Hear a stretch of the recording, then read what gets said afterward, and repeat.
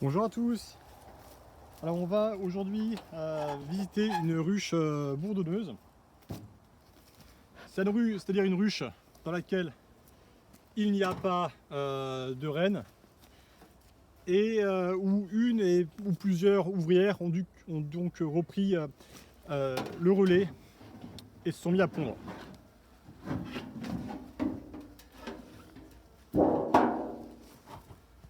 Et donc comme les ouvrières ne sont pas fécondées, elles pondent des œufs qui sont non fécondés et donc des œufs haploïdes. Et donc comme chez les abeilles et chez tous les hyménoptères, les œufs non fécondés en fait donnent donc des faux bourdons. Donc une ruche bourneuse est pleine de faux bourdons. Et on va voir un petit peu ce qu'il y a dedans, quel type de couvain. Et puis on parlera après ce qu'on pourra faire, même si bon à cette époque, il n'y a plus grand chose à faire.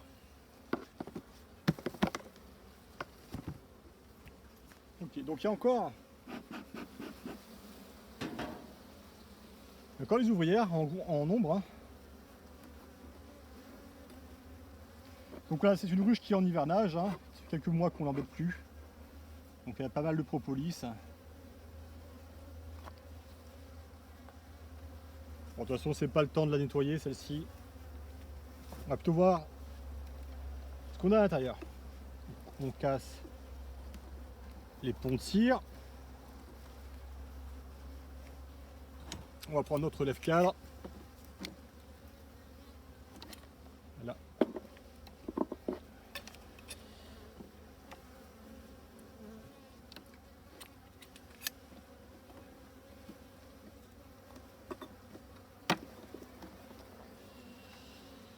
On a un cadre avec un petit peu de miel.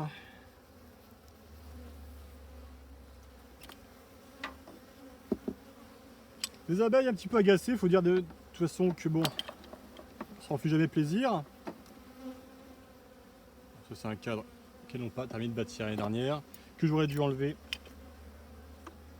pour l'hivernage. Là, ce cadre là, je vois déjà qu'il y a plein de miel dessus.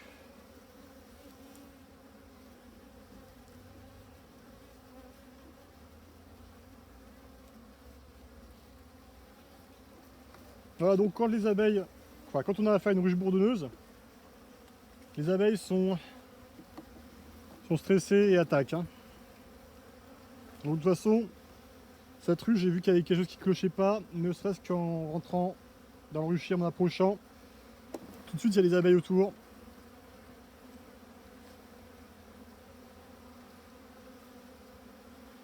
Voilà, des faux bourdons ici. 1, 2, 3, 4, enfin plein de faux bourdons. Là aussi.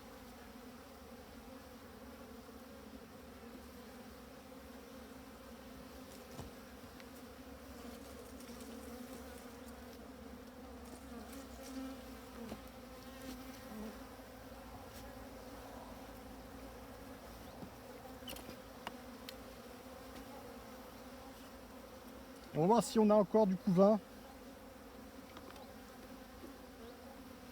d'ouvrières. De toute façon, bon voilà.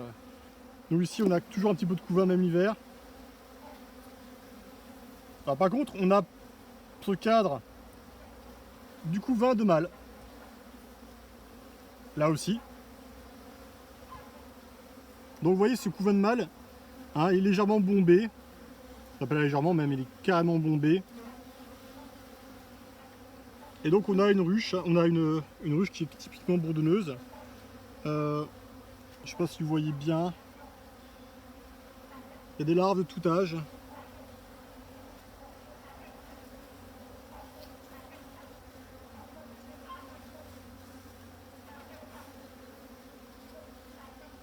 Et je vois aussi qu'il y a des œufs, donc il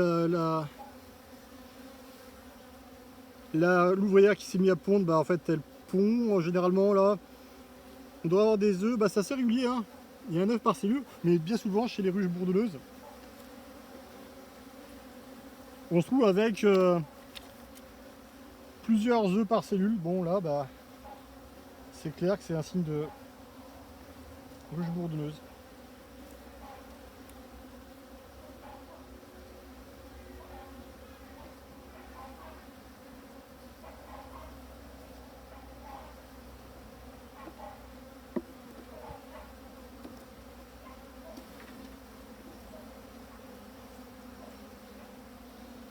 Là encore, on voit bien pas mal de faux-bourdons, donc ces alvéoles ici. Hein.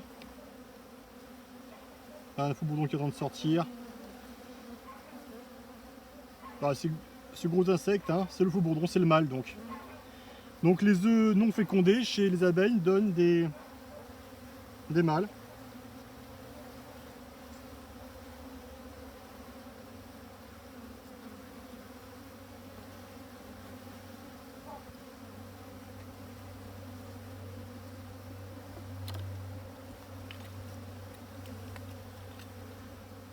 Et on n'a pas trouvé de couvain donc d'ouvrières.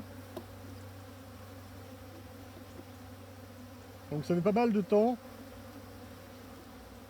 que la reine a disparu.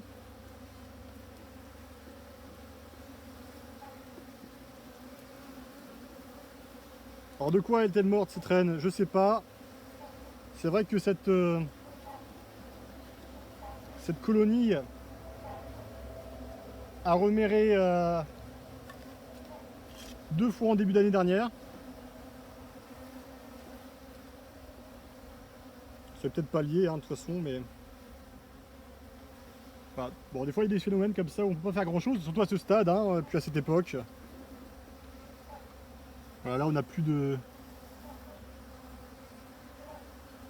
On n'a plus de couvain. On a un peu de pollen ici. Et du miel.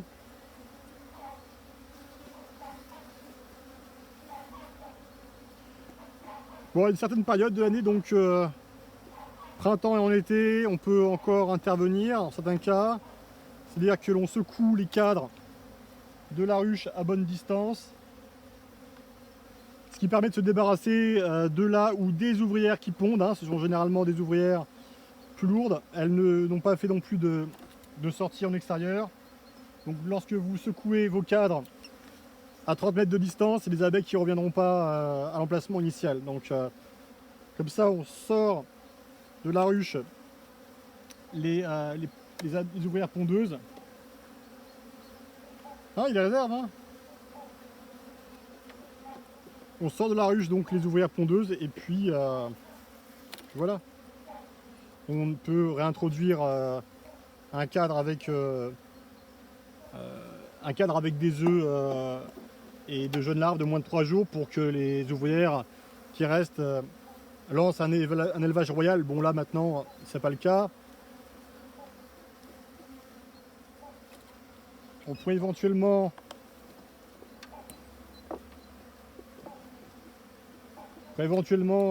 bricoler et puis introduire un cadre, mais bon, je pense pas que ce soit une bonne chose à faire. Le mieux c'est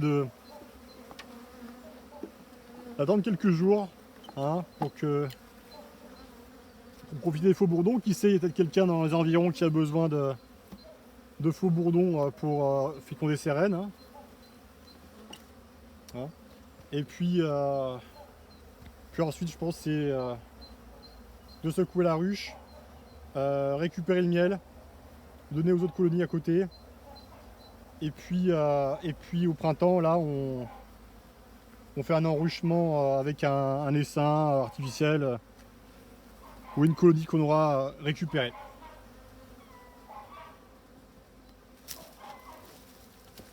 Voilà, bah écoutez, on va vous faire voir un petit peu qui en est. Bon.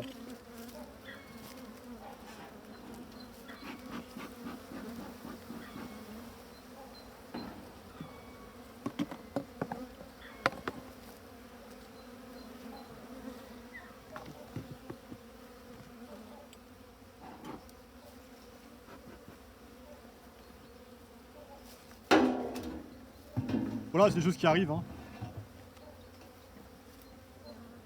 C'est des choses qui arrivent, hein, surtout en fin de saison, comme ça. On fait beaucoup moins attention à ce qui se passe dans ces colonies. Donc voilà, après, c'est vrai qu'en début d'année, on a plus de latitude pour intervenir. Ok, bah écoutez, j'espère que ça vous aura intéressé. Puis je vous souhaite une bonne journée. À bientôt.